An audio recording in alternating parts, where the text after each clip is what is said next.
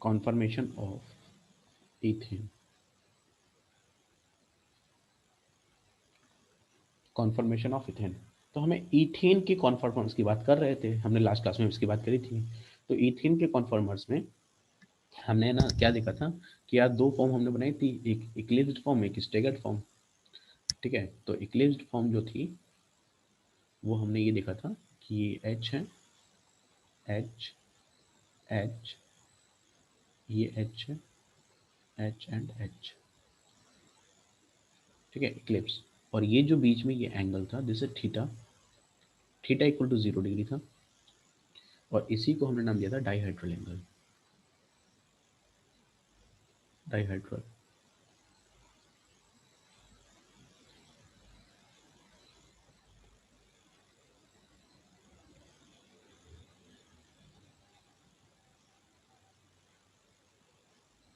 Angle, ये dihedral angle बोला था इसको हम लोगों ने। ठीक है, अब डाइहेड्रल एंगल हमें समझ में आ गया था। और डाइहेड्रल एंगल दो स्पेसिफाइड ग्रुप और एटम के बीच की बात हुई थी। तो हमने कहा था भैया देखो इस एच के और इस एच के बीच का ये एंगल है।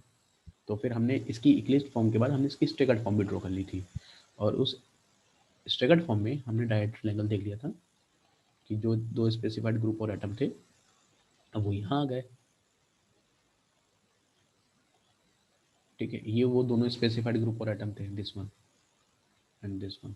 तो अब जो थीटा आया हमारा, ये जो थीटा आया, अभी थीटा कितना हो गया, 60 डिग्री हो गया। ठीक है ना।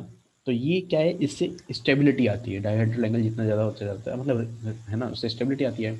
लेकिन प्रॉब्लम क्या है कि क्या केवल थीटा से ही हम डिफाइन कर सकते हैं या और भी पॉइंट्स इस पे काम करते हैं, है ना, स्टेगर्ड फॉर्म या कोई और फॉर्म जो किसी मॉलिक्यूल्स की स्टेबिलिटी को कैसे गेन कराती है। तो हम इसमें डालते हैं नोट नंबर फर्स्ट। तो नोट क्या है कि जो इक्लिप्स्ड फॉर्म होती है वो अनस्टेबल होती है। इक्लिप्स्ड फॉर्म अनस्टेबल है। इक्लिप्स्ड फॉर्म अनस्टेबल इसलिए है क्योंकि ये जो H और H हैं इनके पास, है ना, ये जो बॉन्ड है, ये जो सिंगल बॉन्ड, अब देखना ध्यान से रिपल्शन ज्यादा है। हाँ, तो इस बॉन्ड का बॉन्ड के साथ रिपल्सन, इस बॉन्ड का इस बॉन्ड के साथ रिपल्सन है, और इस ग्रुप का इस ग्रुप के साथ रिपल्सन है, एक साथ दो रिपल्सन काम कर रहे हैं। तो हम कह सकते हैं eclipsed form,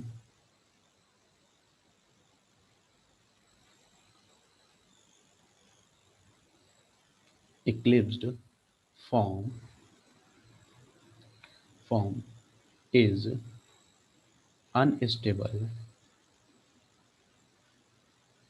unstable due to torsional strain,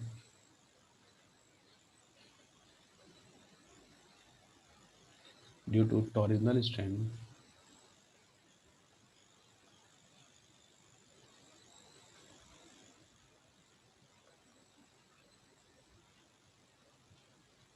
torsional strain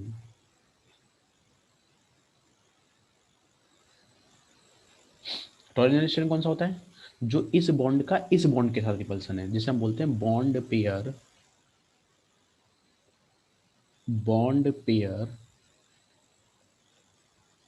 repulsion. ये जो रिपल्सन है, एंड एक तो टॉर्जनल स्ट्रेन इसके पास में, ये टॉर्जनल स्ट्रेन हुआ जो बॉन्ड के साथ दिखाया, और जो सी के बीच में रिपल्सन है उसे बोलते हैं asterisk repulsion, and asterisk repulsion या स्टैरिक स्ट्रेन। तो इन दोनों की वजह से ये क्या हो जाता है, अनस्टेबल होता है। और ये यहाँ पर दोनों कम हुए हैं, ये थीटा बढ़ने से इस बॉन्ड का इस बॉन्ड के इलेक्ट्रॉनों के बीच में रिपल्सन कम हुआ, और एटम भी दूर हो गए एक दूसरे से। तो एटम के रिपल्सन को क्या बोला, स्टैरिक रिपल्सन, और बॉन्ड के पेयर के रिपल्सन को क्या बोला गया यहाँ पर, टॉरिजनल स्ट्रेन। तो ये दोनों स्ट्रेन मिनिमाइज होते हैं कौन सी फॉर्म में, स्टेगर्ड फॉर्म में। इस वजह से स्टेगर्ड फॉर्म ज़्यादा स्टेबल होती है। क्या आपको मेरी बात समझ में बेटा, बोलो ये सुनो। Yes sir. ठीक है, now next is what, torsional strain क्या है ना, टॉर्जनल स्ट्रेन क्या है, बॉन्ड पेयर रिपल्सन। जबकि स्टेरिक स्ट्रेन क्या है ना, एटम टू एटम रिपल्सन। ठीक है, चलिए अब मैं कुछ क्वेश्चन दे रहा हूँ आपको, मैं ही सॉल्व करूंगा वैसे तो। नेक्स्ट है कि कॉन्फॉर्मर्स इन ब्यूटेन, या एक काम करते हैं पहले कॉन्फॉर्मर्स ऑफ ब्यूटेन की बात करते हैं। तो नेक्स्ट हेडिंग कॉन्फॉर्मर्स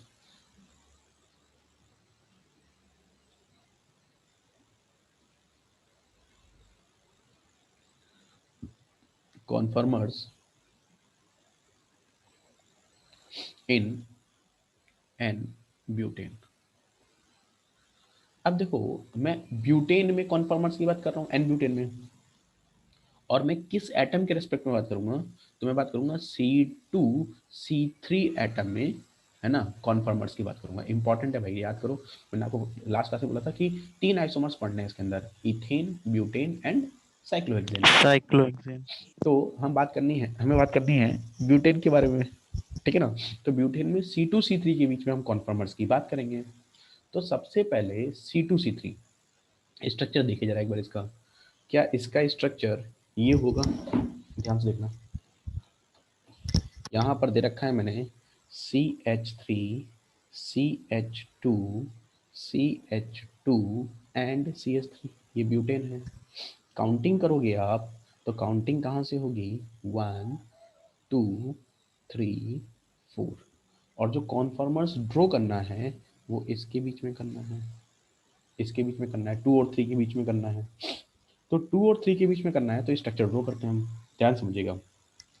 तो इसकी सबसे ज़्यादा स्टेबल और सबसे ज़्यादा अनस्टेबल फॉर्म की पहले मैं बात कर लेता हूँ आपके सामने। तो इसकी दो फॉर्म सबसे ज़्यादा बन रहेगी। सबसे ज़्यादा स्टेबल फॉर्म और अनस्टेबल फॉर्म की बात करें तो एक फॉर्म तो ये है, यहाँ पर कौन सा है? CH3, यहाँ कौन है? H, यहाँ कौन है? H। चेक करो भाई, इस कार्बन को यहाँ रखा गया है, ये रहा, इस पर एक CH3 है नीचे की तरफ और 2 H लगा दिए। फिर इसके पीछे कार्बन है, थर्ड कार्बन, उस थर्ड कार्बन के पास पीछे क्या है? CH3 है, और यहाँ क्या रखा हुआ है? H, और यहाँ क्या रखा हुआ है? H। चेक करके बताओ क्या ये इक्लिप्स्ड फॉर्म है? सर एक बार यस फिर से बता दीजिए। देखो ये फ्रंट कार्बन है, ये सेकंड नंबर वाला फ्रंट कार्बन है, फ्रंट कार्बन में 2 H और एक CH3 रखा हुआ है। तो फ्रंट कार्बन में 2 H और एक CH3 रखा हुआ है, CH3 को मैंने नीचे रखा और दोनों H मैंने ऊपर लगा दिए। फिर पीछे वाले कार्बन, पीछे वाला कार्बन है एक, उस कार्बन पे भी एक CH3 और 2 H लगा रखे हैं, तो यही सूत्र बनेगा। तो ये है इक्लिप्स्ड फॉर्म, यह सुनो, इसे इक्लिप्स बोलते हैं।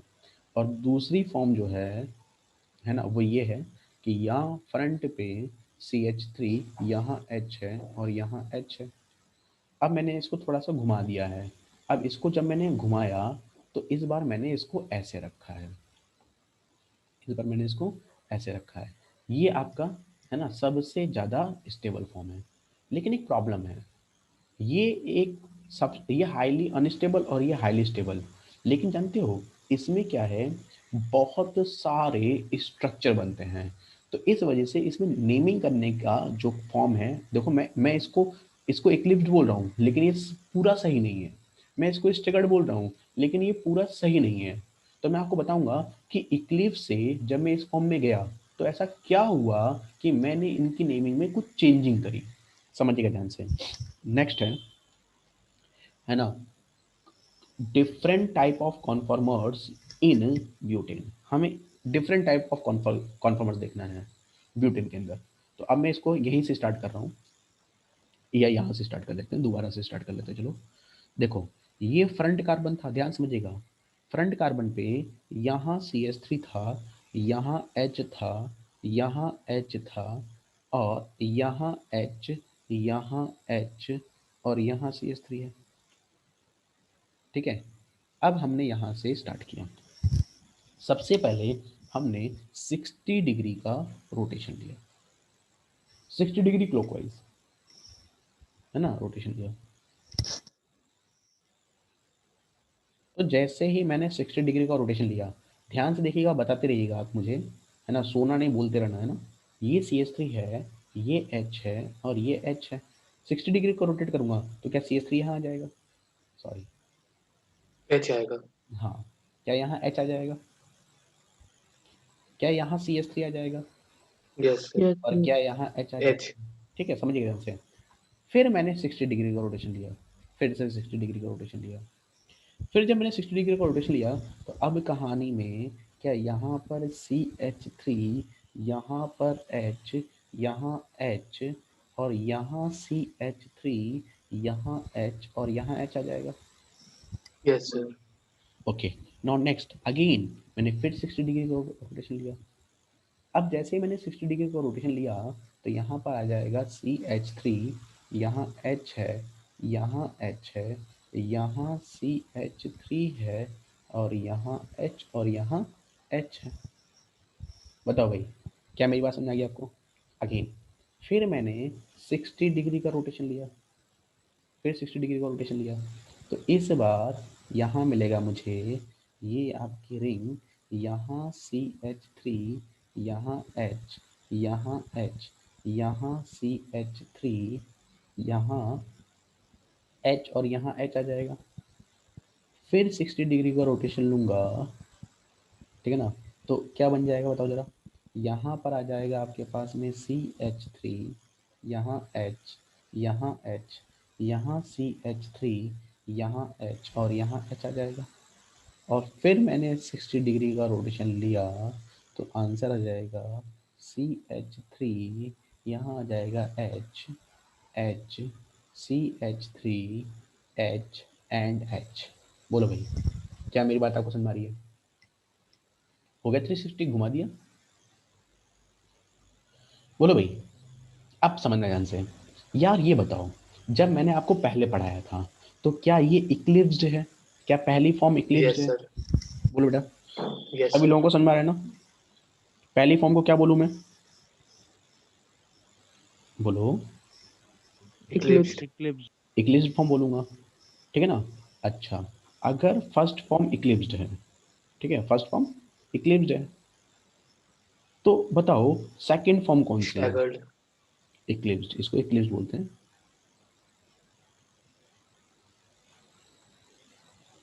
इक्लिप्स्ड है ना? अब अच्छा, सेकंड फॉर्म को तुम बोल रहे हो स्टैगर्ड, डन, एग्री, स्टैगर्ड।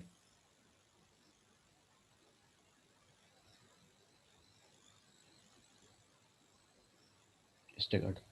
बताओ थर्ड फॉर्म को क्या बोलोगे? Eclipsed. Eclipsed. इक्लिप्स्ड।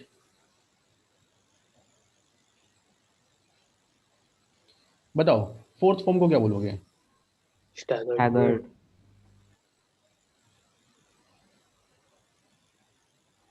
बताओ नेक्स्ट क्या बोलोगे? Eclipsed. Eclipsed. Eclipsed. बताओ उसके बाद नेक्स्ट क्या बोलोगे? Staggered. नेक्स्ट क्या बोलोगे? Eclipsed. अच्छा मुझे एक बात बताओ, जो तुमने इक्लिप्स्ड 1 नंबर पे बोला है और जो तुमने इक्लिप्स्ड 2 नंबर पे बोला है, क्या वो दोनों सेम है क्या? No, अरे यार, जब सेम नहीं है तो हम तो कंफ्यूज हो जाएंगे। यहाँ पर दोनों बल्कि ग्रुप बहुत ज्यादा पास में है, यहाँ पर कम से कम एक बल्कि के साथ एक एच तो रखा हुआ है। तो बताओ ज्यादा स्टेरिक रिपल्सन फर्स्ट वाले के पास है या सेकंड वाले के पास है? First. first. तो क्या दोनों स्ट्रक्चर अलग अलग हो गए? Yes, sir. तो अगर Yes. ये दोनों स्ट्रक्चर अलग अलग हो गए तो नाम भी तो अलग अलग होना चाहिए। Yes, sir. इसलिए इसको इक्लिप्स्ड फॉर्म ना बोल करके हमने इसका नाम रखा पार्शियल इक्लिप्स्ड। ये फुल्ली इक्लिप्स्ड, इसको क्या बोला गया? इसके आगे नाम क्या लगाया गया? भाई तुम Fully फुल्ली eclipsed. हो, तुम पूरे तरीके से इक्लिप्स्ड हो, हर एक एटम दूसरे एटम को कवर करके बैठा हुआ है, और तुम फुल्ली इक्लिप्स्ड नहीं हो, तुम फुल्ली नहीं हो, यानी कि तुम्हें क्या बोला गया? पार्शियल। Partial. ठीक है भाई, तो एक बन गया फुल्ली इक्लिप्स्ड, एक बन गया पार्शियल इक्लिप्स्ड। अच्छा बताओ ये क्या है? Staggered Partial staggered. है ना? नहीं, अरे बात तो सुनो यार, तुम तो अपना दिमाग अलग से लगा देते हो। ये स्टेगर्ड और ये स्टेगर्ड। अब इन दोनों में ये वाला जो स्टेगर्ड है ना, और ये वाला स्टेगर्ड है, इसमें जो इसको नंबर दे देते हैं थर्ड और इसे नंबर दे देते हैं फोर्थ। तो अगर मैं थर्ड और फोर्थ में कंपेयर करूंगा तो थर्ड और फोर्थ में which one is more stable? Third और फोर्थ? तो हम कहेंगे फोर्थ। Fourth. तो फोर्थ Yes. वाले को बोला गया एंटी स्टेगर्ड फॉर्म। क्या बोला गया उसको? Anti staggered. उसको स्टेगर्ड नहीं बोला गया, क्या बोल दिया गया बताओ? Anti. Anti staggered. Sir third वाला फुली स्टैगर्ड। और थर्ड वाले फॉर्म को बोला गया गॉच फॉर्म। कौन सी फॉर्म बोलेगी इसको? इसको कोई स्टैगर्ड नहीं, इसको क्या बोला गया? गॉच फॉर्म। इसका नाम क्या रखा गया? गॉच।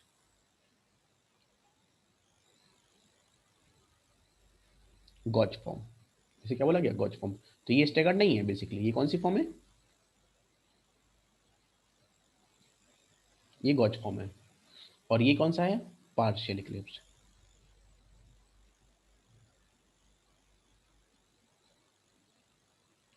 और ये क्या है? Full eclipsed. तो जो कंप्लीट ओवरलैप करते हैं वो फुल इक्लिप्स्ड, ओवरलैप कर रहे हैं लेकिन कंप्लीट नहीं कर रहे हैं तो पार्शियल इक्लिप्स्ड। जो ग्रुप बल्कि ग्रुप जो मैक्सिमम रिपल्सन पे होता है तो एंटी स्टैगर्ड, और जो उसके बीच में फॉर्म बनाएगा वो क्या बनाते हैं? गॉच फॉर्म। तो यहाँ पर आपको वहाँ इथेन में आपको तीन फॉर्म सुनाई दी थी, इक्लिप्स्ड, स्टैगर्ड और स्क्यू फॉर्म्स। लेकिन ब्यूटेन में ये 4 फॉर्म में कन्वर्ट हो जाती हैं, fully eclipsed, eclipsed, fully eclipsed, partial eclipsed, anti staggered and gauche form. क्या मेरी बात समझ में आ गई? ठीक है, नाम समझ में आ गए सबके? कैसे कैसे नाम लिया गया इनका? बोलो बेटा। तो अब बात करते हैं स्टेबिलिटी ऑर्डर की। अब आप ही मुझे बताएंगे stability order. Next heading, stability order.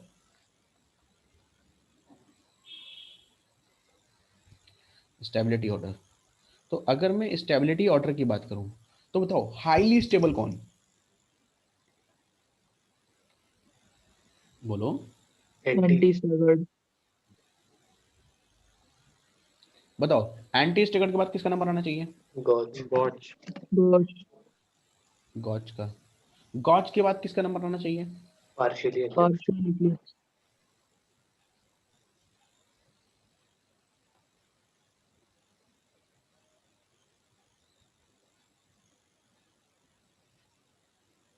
और उसके बाद किसका नंबर आना चाहिए? Fully eclipsed.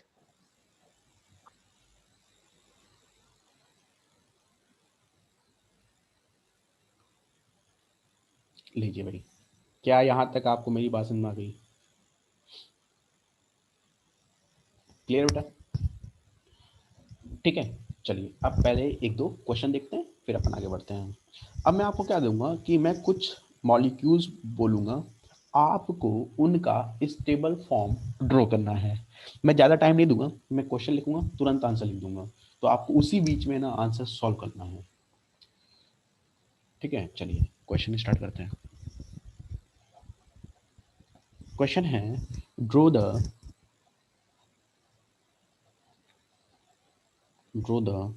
stable conformers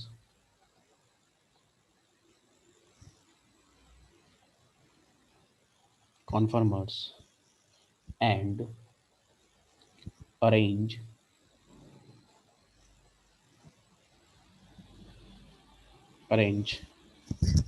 according to stability order and arrange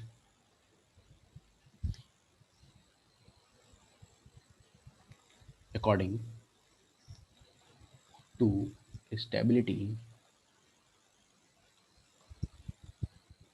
order। ठीक है भाई, चलिए सबसे पहला क्वेश्चन देखिए। सबसे पहला क्वेश्चन जो मैंने लिया है ए पार्ट, उसमें लिखा मैंने 3 मिथाइल पेंटेन। 3 methyl pentane. तो ये क्वेश्चन देखो, मैंने कहा था मैं ही सॉल्व करूंगा, अगर आपको साथ साथ सॉल्व करना है तो कर लीजिए। देखो 3 मिथाइल पेंटेन मैंने बनाया है, लेकिन कॉन्फॉर्मर्स ड्रॉ करना है C2C3 कार्बन के बीच में। भाई बताना तो पड़ेगा ना कॉन्फॉर्मर्स कहाँ दिखना था, क्योंकि सिग्मा बॉन्ड की प्रॉपर्टी है, तो पूरे जहाँ कहीं भी सिग्मा बॉन्ड सब घूमते होंगे, तो हमें केवल ड्रॉ करना है C2C3 के बीच में। तो मैंने कहा यार C2C3 के बीच में समझना है तो 2 मिथाइल पेंटेन, पहले 2 मिथाइल पेंटेन को देख तो ले क्या होता है। तो एक 3 मिथाइल सॉरी, CH2, यहाँ आ जाएगा CH, यहाँ आ जाएगा CH3, यहाँ आ जाएगा CH2 और यहाँ आ जाएगा CH3। चेक कर लो, 1 2 3 4 5। तो क्या बन गया ये? 3 मिथाइल पेंटेन। और 2 और 3 के बीच में तुम्हें कॉन्फॉर्मर्स ड्रॉ करना है, यहाँ पर तुम्हें कॉन्फॉर्मर्स ड्रॉ करना है 2 और 3 के बीच में। तो हमने कहा ठीक है स्टार्ट कर लेते हैं 2 और 3 के बीच में। तो पहले ध्यान रखिएगा, मैं बात करता हूँ इस वाले कार्बन की बात कर रहा हूँ, इस वाले कार्बन की, सेकंड नंबर वाले कार्बन की। तो क्या सेकंड नंबर का कार्बन ये है, इस पर एक CH3 लगा हुआ है, तो क्या इस CH3 को मैं ऐसे लगा दूं और फिर इस H को ऐसे और इस H को ऐसे लिख दिया। ठीक, पीछे वाले कार्बन पे एक C2H5, एक CH3 और एक H है। तो मैंने क्या करा कि यहाँ रखा, है ना, C2H5, यहाँ रखा CH3 और यहाँ रखा H। ये पहला स्ट्रक्चर मैंने ड्रॉ किया है। ठीक है, ये फर्स्ट स्ट्रक्चर है मेरा, ये फर्स्ट स्ट्रक्चर है। ठीक है, चलिए अब मैं सेकंड स्ट्रक्चर ड्रॉ कर रहा हूँ इसका। तो मैंने इसका सेकंड स्ट्रक्चर ड्रॉ किया, उसमें मैंने क्या किया कि ये मेरे पास में फ्रंट कार्बन, इस फ्रंट कार्बन पे यहाँ CH3, यहाँ H है, यहाँ H है, यहाँ आपके पास CH3, यहाँ C2H5 और यहाँ H है। क्योंकि देखो सबसे ज़्यादा फॉर्म स्टेबल होती है एंटी स्टेगर्ड और स्टेगर्ड की, तो आपको सारे फॉर्म बनाने, क्योंकि मैंने पूछा आपसे स्टेबिलिटी ऑर्डर है, तो कोई इक्लिप्स फॉर्म तो बनाएगा नहीं इसके अंदर, तो मैं स्टेगर्ड फॉर्म की ही अलग अलग वेरिएशन दिखा रहा हूँ। तो ये मैंने दूसरा स्टेप बनाया। भाई हो सकता है कोई बच्चा ये बना ले, हो सकता हो कोई बच्चा ये भी बना ले कि यहाँ CH3, यहाँ H, यहाँ H और यहाँ CH3 है और यहाँ C2H5 है और यहाँ H है। तो ये थर्ड हो गया। तो है तीनों स्टेगर्ड जैसी कैटेगरी में, लेकिन यहाँ पर आपको दो चीजें चेक करनी है, स्टैटिक स्ट्रेंथ है ना, और टॉरिजनल स्ट्रेंथ। जिसका स्टैटिक प्लस टॉरिजनल मिनिमाइज होगा उसकी स्टेबिलिटी ज्यादा होगी। तो देखो सबसे बुरी हालत में अगर कोई जी रहा है ना, तो सेकंड वाला जी रहा है। क्यों? सारे बल्कि ग्रुप देखो एक तरफ रखे हुए हैं, इनके बीच में सब में रिपल्सन है और ये रिपल्सन है, तो क्या सबसे बुरी हालत में जीने वाला कौन है बताओ? सेकंड। सेकंड। सेकंड तो क्या सबसे बुरी हालत में, सेकंड को तो कर दो पीछे एकदम।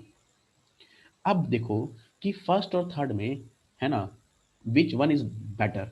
तो देखो इसमें क्या है, CH3 के बगल में C2H5 और C2H5 बल्कि ग्रुप है, बड़ा ग्रुप है ना। यहाँ पर CH3 और CH3 ये दोनों स्मॉल ग्रुप हैं और इस H के बीच में यहाँ कौन है, CH3 है ना, जो कि दोनों एक छोटे थे, यहाँ बड़ा ग्रुप रखा जा सकता था और यहीं पर मैंने क्या रखा है, बड़े ग्रुप। तो यानी कि यहाँ पर एक बड़ा एक छोटा ग्रुप लगा रखा है रिपल्सन में और यहाँ दोनों छोटे ग्रुप लगा रखे रिपल्सन में। तो बताओ सबसे ज्यादा स्टेबल फॉर्म कौन सी नजर आई आपको? थर्ड। और सबसे ज्यादा स्टेबल थर्ड हो गई। थर्ड के बाद कौन हो गई, फर्स्ट, और फर्स्ट के बाद कौन आ गई, सेकंड। तो आपको ऐसे भी क्वेश्चंस पूछे जा सकते हैं, खुद ही ड्रॉ करना पड़ेगा, खुद ही समझना पड़ेगा, है ना। या हो सकता हो कि यही ऑप्शंस, है ना, आपको ABCD के फॉर्म में मिल जाए, इथेन के, मतलब इस मॉलिक्यूल्स के, है ना, वो डिफरेंट कॉन्फॉर्मर्स बना करके, और आपसे पूछेंगे बताइए इनमें से कौन सी फॉर्म सबसे ज्यादा स्टेबल है। तो क्या आप ऐसे क्वेश्चंस को कर सकते हैं आसानी से? बोलो। सर एक क्वेश्चन और दे दीजिए प्रैक्टिस की। हाँ, होमवर्क के लिए ना, हम एक क्वेश्चन नहीं, हम होमवर्क के लिए तुम्हें 3 क्वेश्चन दे देंगे भाई, 4 क्वेश्चन दे देंगे, होमवर्क की कमी नहीं है अपने पास में। होमवर्क लीजिए भाई। क्वेश्चन नंबर फर्स्ट, सबसे पहले है 2 मिथाइल 3 मिथाइल हेक्सेन।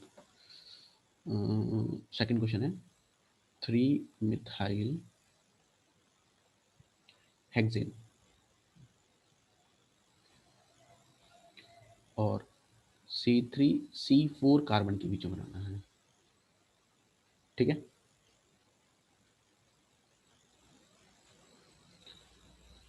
उसके बाद 3 डाइमिथाइल हेक्सेन।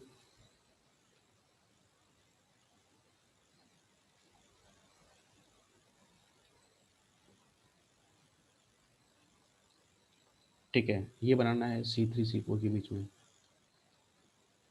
और सर इन सब में स्टेबिलिटी ऑर्डर डिफाइन करना हाँ पड़ेगा। हाँ हाँ बिल्कुल, एन ब्यूटेन,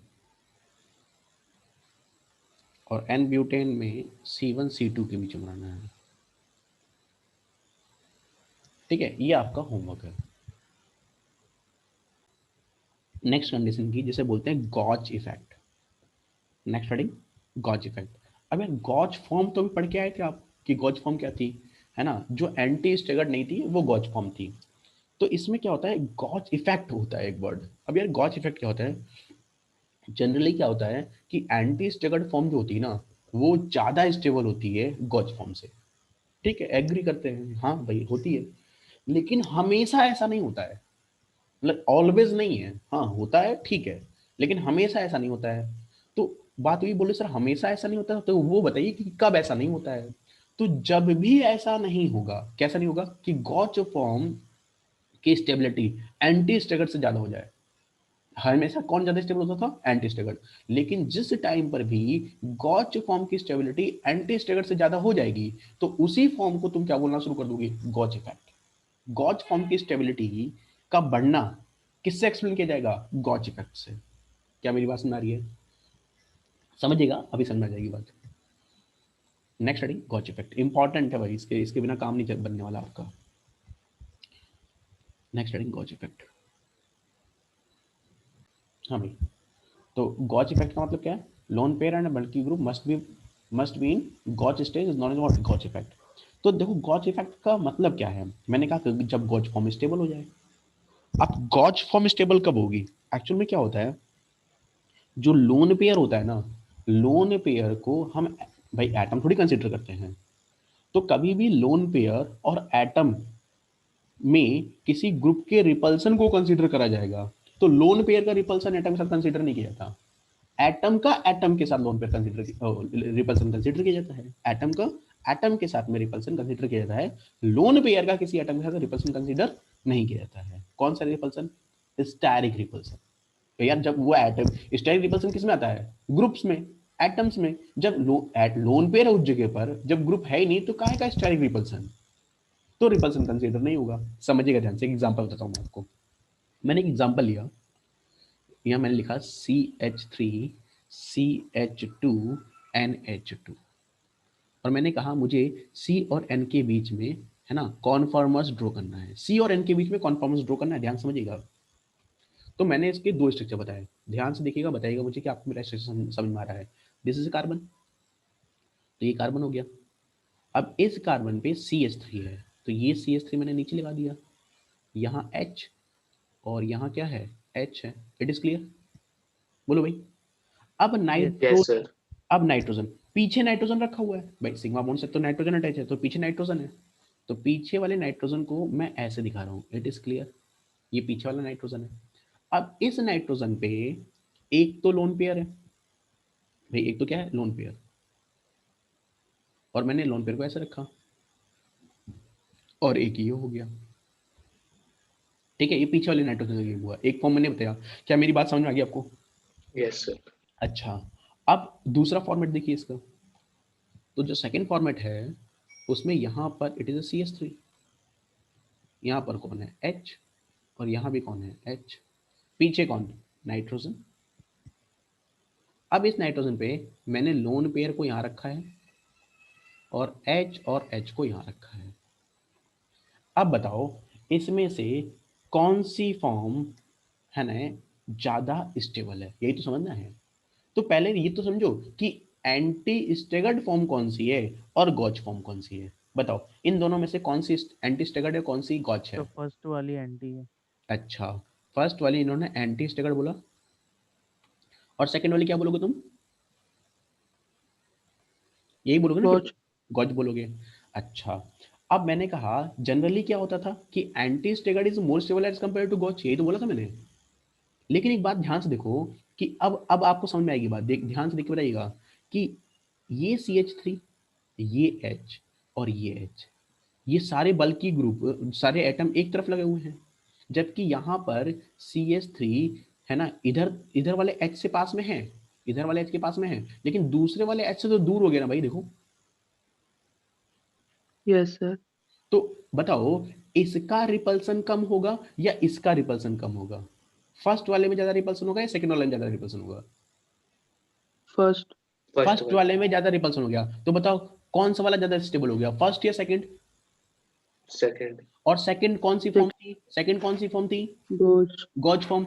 तो जब सेकंड फॉर्म स्टेबल हुई है लोन पेयर के यहां जाने से, तो रिपल्सन मिनिमाइज हुआ, तो इसी इफेक्ट को हमने क्या नाम दे दिया, गॉच इफेक्ट नाम दे दिया। देखो डेफिनेशन, अब सुनो डेफिनेशन आप। सर सेकंड फॉर्म स्टेबल क्यों हुई? सेकेंड फॉर्म स्टेबल इसलिए हुई क्योंकि ये जो CH3 रखा हुआ है आपके पास में फर्स्ट वाले फॉर्मेट में, वो 2 H के बीच में रखा हुआ है और दोनों H पास में रखे हुए हैं देखो। और यहाँ पर जो CH3 है वो एक H के तो पास है, लेकिन दूसरा वाला है जो उसके बीच से दूर है, क्योंकि यहाँ बीच में क्या आ गया, लोन पेयर। लोन पेयर का रिपल्सन कंसीडर करते ही नहीं है, तो minimum repulsion maximum stability form कौन सी थी, गॉच, तो नाम क्या दे दिया, गॉच इफेक्ट। और इस फॉर्म को ही गॉच इफेक्ट बोला जाता है। क्या बोला मैंने, loan pair and bulky group. ये रहा लोन पेयर, दिख रहा होगा आपको ध्यान से अब, ये है लोन पेयर और ये है bulky group. Lone pair and bulky group must be gauche stage, दोनों कहां होने चाहिए, गॉच स्टेज पे होने चाहिए, तभी कौन सा इफेक्ट काम करेगा, गॉच इफेक्ट काम करेगा। और जैसे ही गॉच इफेक्ट काम करेगा वो उसकी स्टेबिलिटी को बढ़ा देगा। बोलो भाई, क्या आपको मेरी बात को समझ में आई? बोलो, गॉच इफेक्ट समझ में आ गया बेटा? Yes, sir. क्लियर ना? अच्छा, अब एक बात और सुनिए, गॉच इफेक्ट तो हमें समझ में आ गया, लेकिन गॉच फॉर्म की स्टेबिलिटी केवल गॉच इफेक्ट से एक्सप्लेन नहीं करी जा सकती है, और भी बहुत सारे फैक्टर्स हो सकते हैं जो गॉच फॉर्म की स्टेबिलिटी को बढ़ा सकते हैं। तो मैं एक जनरल एग्जांपल ले रहा हूँ, ठीक है, एक जस्ट एग्जांपल ले रहा हूँ मैं आपके सामने, this example, and in this example we will write CH2OH single bond CH2OH. And what is the name of CH2OH single bond CH2OH? बोलो, क्या नाम है भाई, IUPAC नाम बताओ इसका, ethane 1,2 diol. Yes sir. Clear? Yes, sir. अच्छा, ethane 1,2 diol का हमने दो फॉर्म बनाया, ध्यान समझिएगा। एक फॉर्म मैंने बनाया, पहला वाला कार्बन 2H लगा रखे हैं और ये OH, दूसरे वाले कार्बन पे 2OH 2H और एक OH। एक फॉर्म तो मैंने ये बनाया, दूसरा फॉर्म मैंने बनाया OH H H, यहाँ बनाया OH, ठीक है, OH, ठीक है, और यहाँ H और यहाँ H। अब देखो ध्यान से, क्या फर्स्ट वाली फॉर्म एंटी स्टगर्ड है? Yes, sir. Yes, sir. Second वाली फॉर्म आपको गॉच दिखाई दे रही है। Yes, sir. Generally which form is more stable, anti. लेकिन ध्यान Anti. से देखो, ध्यान से देखो, क्या जो गॉच फॉर्म है उसमें डेल नेगेटिव और डेल पॉजिटिव हाइड्रोजन बॉन्डिंग कर रहा है। Yes, sir. अब ये रिपल्सन नहीं दे रहा है, ये तो भाई साहब अट्रैक्शन दे रहा है, बॉन्डिंग करने के लिए तैयार हो रहा है, तो ये इसको रिपेल नहीं कर रहा है। स्टेबिलिटी कम तब होती है जब रिपल्सन मिलता था, यहाँ तो अट्रैक्शन है भाई। अब अट्रैक्शन है तो बताओ which form is more stable, anti और गॉच? बोलो। Gauge. तो गॉच फॉर्म की स्टेबिलिटी के बारे में कुछ बात समझ आ रही है आपको कि generally anti form is most stable, but in the case of gauche effect and in the case of hydrogen bonding, yeah, in the case of any type of the attraction, gauge form is highly stable as compared to what, Anti. anti staggered form। क्या मेरी बातें आपको clear हो गई? तो क्यों ना मैं आपको एक ऐसी लिस्ट दे दूं, है ना, जिसमें आप डायरेक्ट ये पता लगा पाओ कि सर कब एंटी फॉर्म स्टेबल लिखी जाएगी और कब गॉच फॉर्म स्टेबल लिखी जाएगी, तो ज्यादा बेटर हो जाएगा आपके लिए, ये सुनो। Yes sir. चलिए तो लिखिए, देखिए देखिए ध्यान से,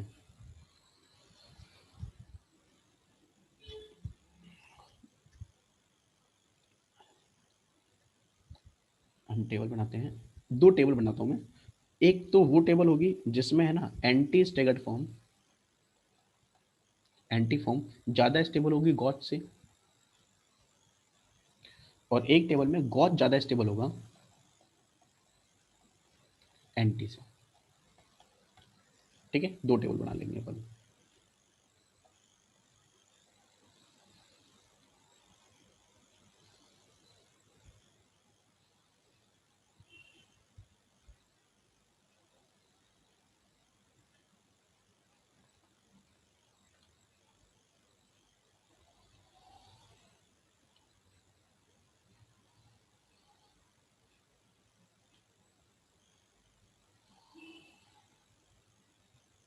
देखो भाई, जैसे मान लो मैंने यहाँ पर CH2 सिंगल बॉन्ड CH2 ले रखा है, तो यहाँ पर X और यहाँ होगा Y। ठीक है, एक्स वाई क्या रख सकते हो आप कि है ना एंटी स्टेबल हो जाए। और यहाँ पर मेरे पास है CH2 सिंगल बॉन्ड CH2, यहाँ भी X यहाँ Y है, क्या रखा जाए कि गॉज ज़्यादा स्टेबल हो जाएगा, 2 टेबल बनेगी अपनी। ठीक है, नंबर 1, नंबर 1 पे मैंने रखा है कि दोनों R हों, तो R के बीच में तो रिपल्सन ही आएगा, तो एंटी ज़्यादा स्टेबल। दूसरी फॉर्म, बल्कि group NH3 positive NH3 positive, कोई अट्रैक्शन नहीं होता, anti. Third, acetate ion repulsion है, कोई अट्रैक्शन नहीं होगा, एंटी ज़्यादा स्टेबल होगा। फोर्थ, बल्कि ग्रुप Cl, ठीक है ना, क्या आएगा इसके अंदर, anti. Fifth, Br anti. 6 I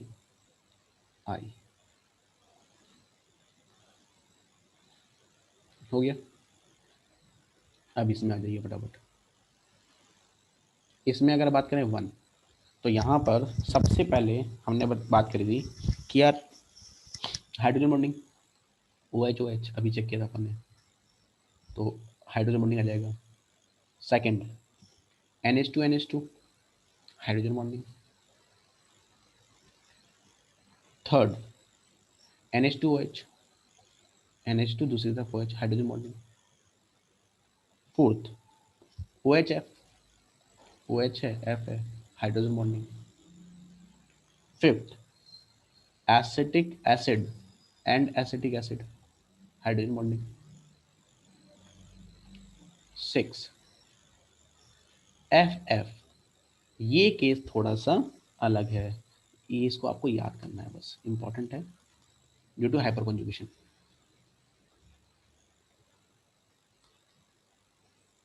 sir ये पूरी टेबल माइंड में रखनी होगी। बिल्कुल, जल्दी से क्वेश्चन सॉल्व करना हो तो रखनी पड़ेगी।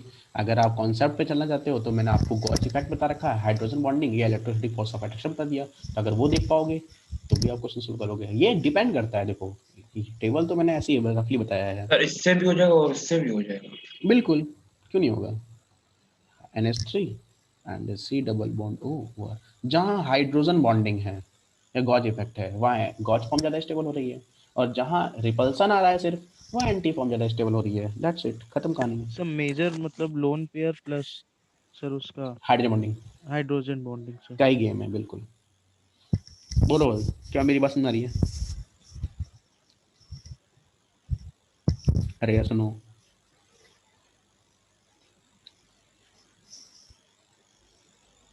बोलिए। हो जाएगा, सॉल्व कर लोगे?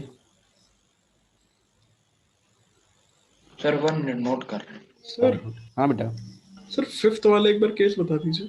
देखिए, तो मैंने क्या करा, मैंने लिखा this one CH3 CH2 and this one, ये है साइक्लोहेक्सेन। मैंने ये कहा कि मुझे कॉन्फर्मर्स ड्रॉ करके बताइए, किसके बीच में, इन दोनों के बीच में, इन दोनों के बीच में कॉन्फर्मर्स ड्रॉ करो। तो देखना ध्यान से मैं कॉन्फर्मर्स कैसे ड्रॉ कर रहा हूँ, ध्यान से समझिएगा तभी समझ में आएगा बात आपको, और सोचिएगा सभी लोग की जो मैं क्या बोल रहा हूँ। सबसे पहले इस कार्बन को पकड़ लिया मैंने, तो क्या ये फ्रंट कार्बन रख लिया मैंने। इस कार्बन पे ऊपर की तरफ कौन है, इस कार्बन पे, इस कार्बन पे, है ना, इधर कौन है, नीचे की तरफ, सॉरी इस पॉइंट पे, है ना, यहाँ कौन है बताओ, CH2, यस ये सुनो, है ना, Yes, sir. इधर कौन है, CH2। CH2 तो बताओ, तो इसमें एक H भी होगा भाई, यहाँ H भी तो होगा इसके पास, तो मैंने Yes, उस H को ऊपर कर दिया। अच्छा, अब ये दोनों CH2 हो गए, लेकिन ये CH2 आपस में जुड़े हुए भी तो हैं, तो क्या इसको ऐसे लिखना पड़ेगा,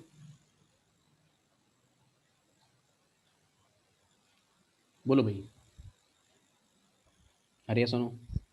यस सर। अब चले जाओ पीछे वाले कार्बन पे, पीछे वाले कार्बन पे 2 H और एक CH3 है, तो मैंने एक तो ऐसे बनाया, दो दो H और एक CH3 ऐसे, बताओ भाई, क्या आपको मेरा ये डायग्राम समझ में आया? इसको मैं ऐसे लिखूंगा अब?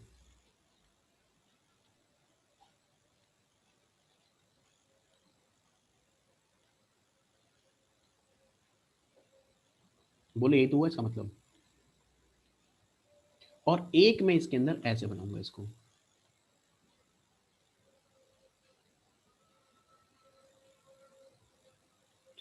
ये CH3, ये H और ये H। अब बताओ इन दोनों फॉर्म में से which one is more stable, first और सेकंड?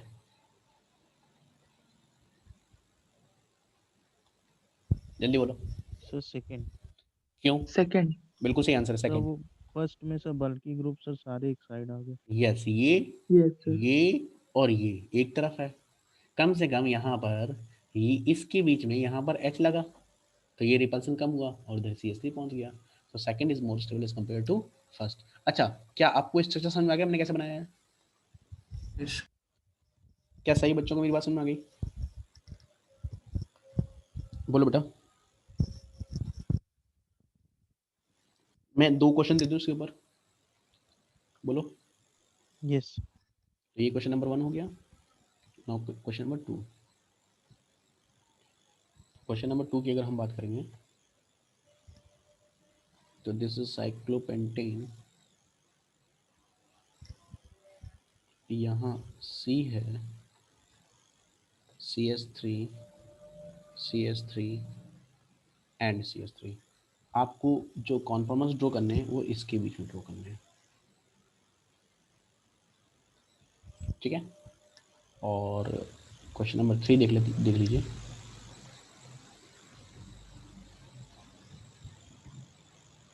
वो है रिंग और यहाँ है OH और ऑक्सीजन के पास लोन पेयर, ध्यान रखना। तो आपको इसके बीच में भी कन्फॉर्मर्स ड्रॉ करना है, यहाँ इसके बीच में। क्लियर? क्लियर भाई? यहाँ तक गेम समझ में आ गया पूरा का पूरा? अब बात करते हैं नेक्स्ट और लास्ट हेडिंग की, जिसे हम बोलते हैं कॉन्फॉर्मर्स इन साइक्लोएल्केन्स। बहुत इंपॉर्टेंट है, ध्यान समझिएगा इसका। इसके ऊपर क्वेश्चन एडवांस में बनता है, सिर्फ और सिर्फ एडवांस में, है ना। चलिए, तो next heading conformers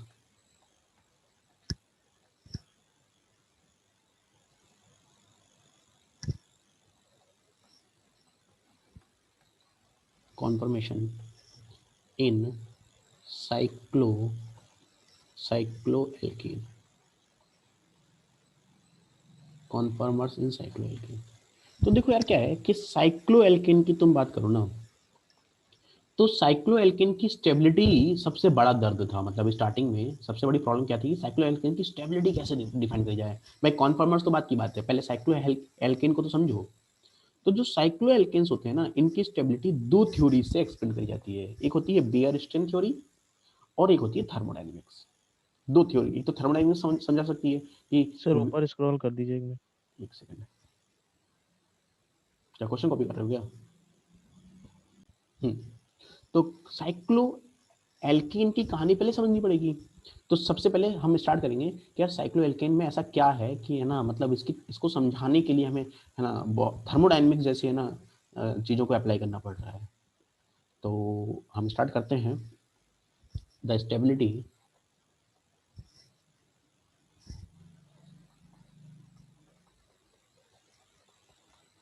stability of cycloalkene,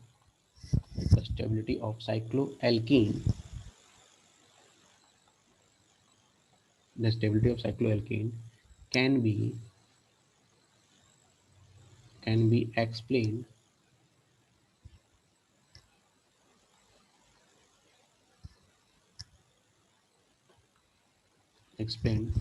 by 2 theories.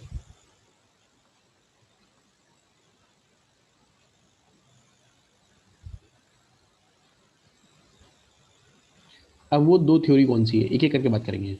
सबसे पहले बात करते हैं बेयर स्ट्रेन थ्योरी। पहले बेयर की थ्योरी समझेंगे और फिर, है ना, थर्मोडायनेमिक्स में उसने कैसे हेल्प करी थी हम समझ में आने में, उसकी बात करेंगे। इंपॉर्टेंस कौन ज़्यादा है, इंपॉर्टेंट कौन ज़्यादा है वो अभी आपको थोड़ी देर में समझ में आ जाएगा। तो सबसे पहले बात करते हैं Baeyer strain theory. Baeyer strain theory.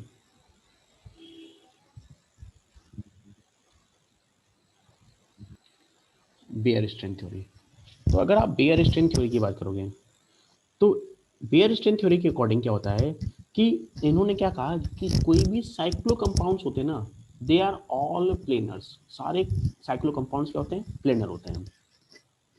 According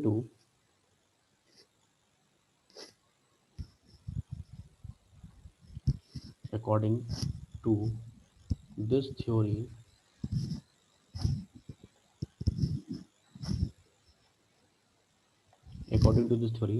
cycloalkane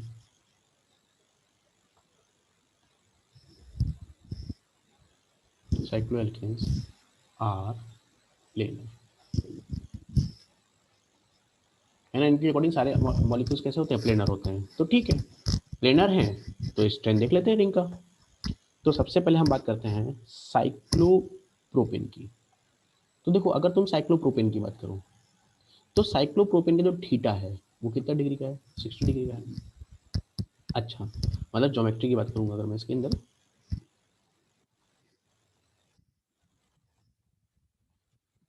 geometrical की बात करूं तो इसमें थीटा जो है वो 60 डिग्री का है।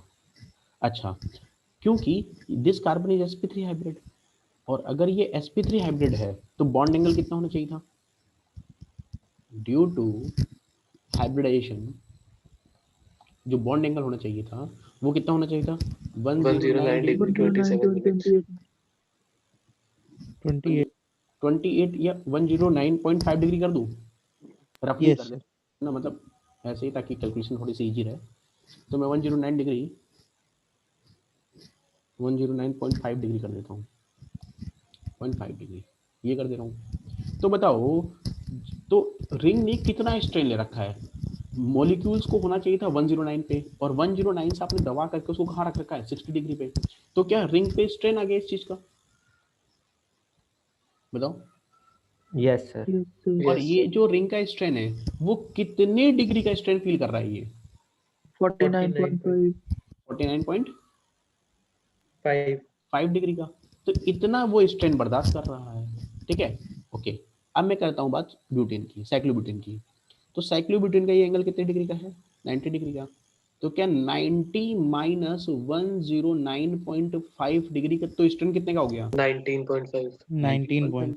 तो अब मुझे बताओ कि ज्यादा स्ट्रेन साइक्लोप्रोपेन पे है या ब्यूटेन पे है, साइक्लोप्रोपेन। साइक्लोप्रोपेन पे है। तो कौन अपने आप को जल्दी से ब्रेक करा करके, है ना, स्ट्रेन फ्री होना चाहेगा, Cyclopropane. तो obviously cyclobutane is the more stable as compare to cyclopropane. मैं कहूँ पेंटेन, तो पेंटेन का जो बॉन्ड एंगल होता है वो होता है थीटा अप्रॉक्स जो होता है वो 108 के आसपास होता है। तो ये 108 है, और sp3 हाइब्रिड ये भी है, इसको भी 1095 पे होना चाहिए था। तो बताओ स्ट्रेन कितने का आ गया, 1.5. 1.5. मैंने लिखा साइक्लोहेक्सेन। साइक्लोहेक्सेन का जो बॉन्ड एंगल होता है वो होता है 120 डिग्री का।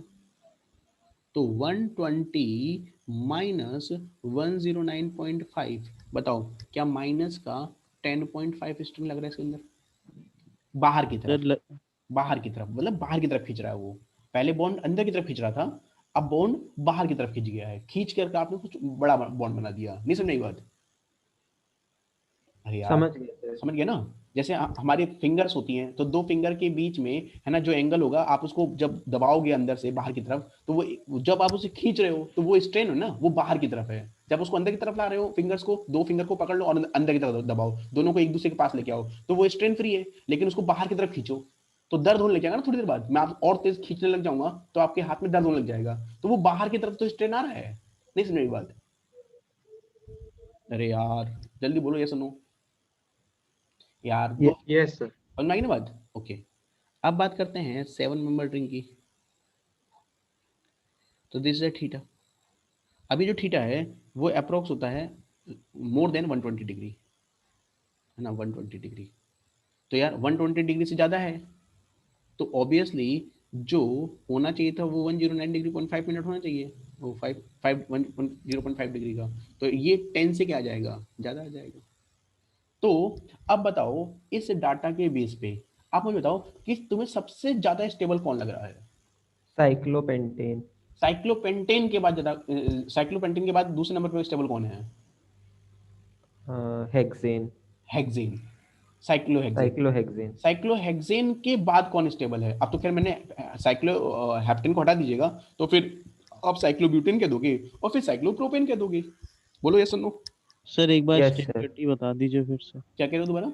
यार देखो, जिसके पास जितना कम स्ट्रेन है उसकी स्टेबिलिटी उतनी ज्यादा है। अब ये अंदर या बाहर से मतलब नहीं है ना, स्ट्रेन देखना है केवल।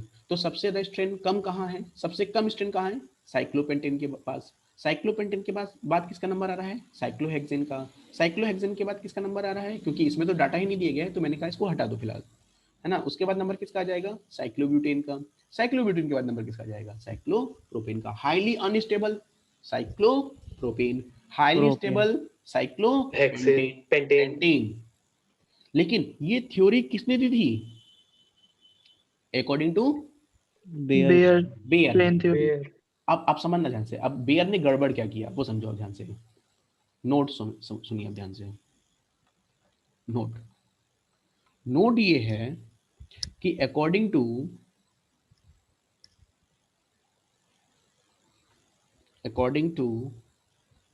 Bear,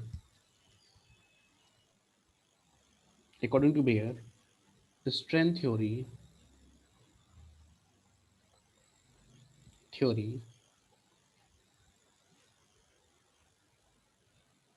according to Bayer's strength theory, most stable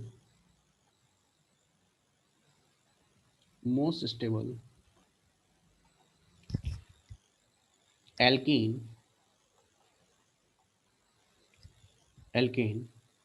should be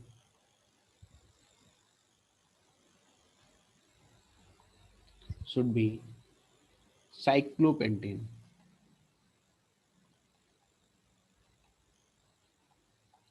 Should be cyclopentane. But problem क्या है कि मॉलिक्यूल्स प्लेनर होते ही नहीं है। ये जो साइक्लोपेंटेन आपको दिखाया गया है ये प्लेनर होता ही नहीं है। तो जब मॉलिक्यूल्स प्लेनर एग्जिस्ट ही नहीं कर रहा है तो आपने हाइपोथेटिकली, है ना, अपनी मर्जी से ही मान लिया मॉलिक्यूल प्लेनर है। तो इस वजह से ये थ्योरी अपने आप ही गलत हो गई, है ना। शुड बी साइक्लोपेंटेन, जबकि है ना प्रैक्टिकली ऐसे नहीं होता है। बट सर इस थ्योरी पे क्वेश्चंस नहीं बनते हैं। नहीं, बट ये मैं आपको बस बेसिक ग्रिप दे रहा हूँ बस। बट इट इज, है ना, नॉट प्रैक्टिकली ट्रू।